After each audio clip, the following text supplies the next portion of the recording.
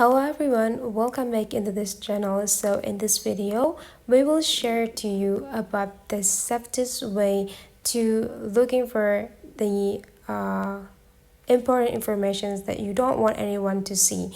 So you can use this feature. This feature is offered by the Safari, which is the private browser, and how to access and how to activate this private browser. You just need to open your Safari section, and then you just need to type this button. Okay, let's say you face this type of page under your Safari, and then you just need to take a look on this bottom side.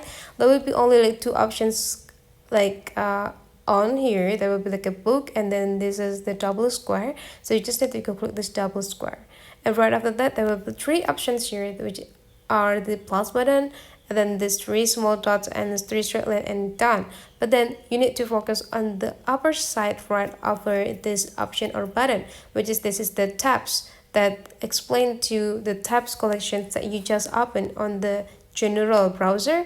And on the left side there will be a square and with private information. So you just need to go click them, and you will be directly delivered into the private browser. So you just need to go click this page, and then you just need to type whatever you want to looking for, any information or any website over here, so that this private browser will never record any research history. So you can like just leave it without worry.